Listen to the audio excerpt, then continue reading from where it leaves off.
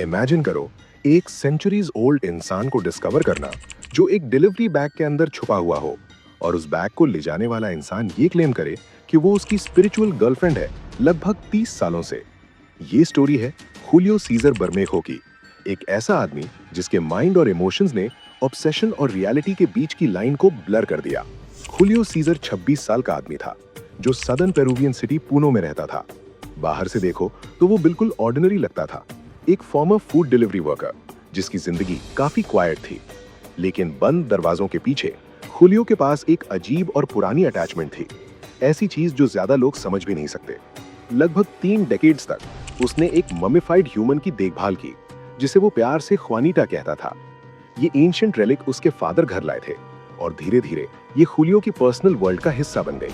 हुलियो के लिए ख्वानीटा सिर्फ एक रेलिक या आर्टिफैक्ट नहीं थी, वो उसकी स्पिरिचुअल कंपेनियन थी जो उसके थॉट्स, रूटीन्स और हत्ता के उसके बेडरूम तक में शामिल थी। जैसे जैसे हुलियो बड़ा होता गया, उसकी अटैचमेंट और ज्यादा स्ट्रांग होती गई। फ्रेंड्स कहते थे कि वो ख्वानीटा के बारे में ओपनली बात करता था जैसे वो जिंदा हो। वो बताता था कि कैसे ख्वानीटा उसके साथ सोती है और कैसे वो उसकी बहुत केयरफुली देखभाल करता है।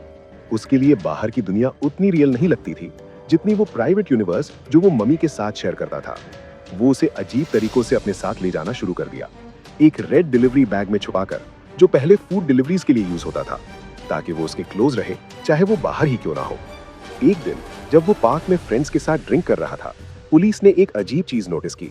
उसके कूलर बैग के अंदर एक बॉडी की शेप थी जो फीटल पोजीशन में केयरफुली रैक की हुई थी।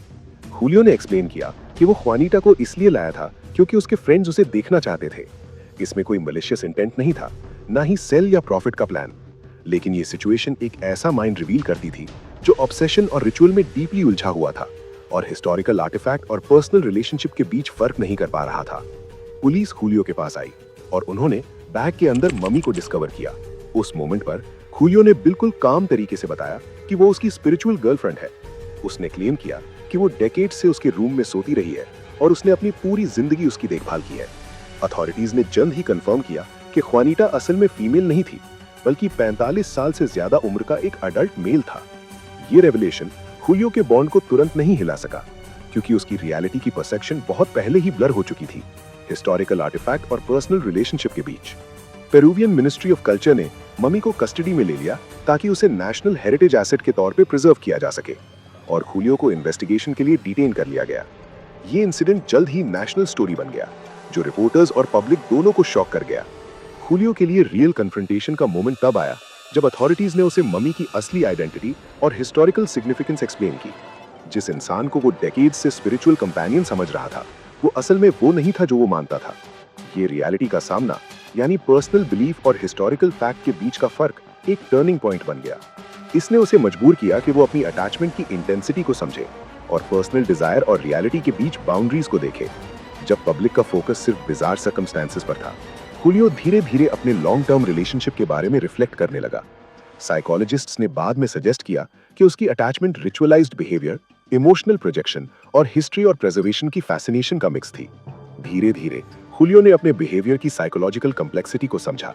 इंसान की डीप नीड फॉर कनेक्शन, चाहे वो ऑब्जेक्ट्स या पास्ट के रेमनेंट्स के साथ ही क्यों ना हो, और कैसे ऑब्सेशन कभी कभी तब पकड़ लेता है जब रियलिटी लोनली या इनसफिशिएंट लगती है।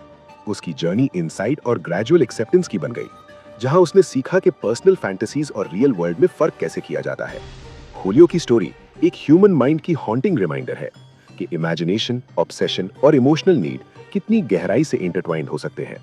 ये हमें चैलेंज करती है सोचने के लिए कि अटैचमेंट्स कितनी डीपली फॉर्म हो सकती हैं, ऐसे तरीकों में जो ज्यादा लोगों को समझ भी नहीं आते। आखिर में ख्वानीटा की कहानी सिर्फ एक सेंचुरीज ओल्ड मम्मी की नहीं है, बल्कि एक आदमी की कंपेनियनशिप और मीनिंग ढूंढने की कोशिश की कहानी है, एक ऐसी दुनिया में जो कभी कभी डिस्कनेक्टेड और कोल्ड लगती है।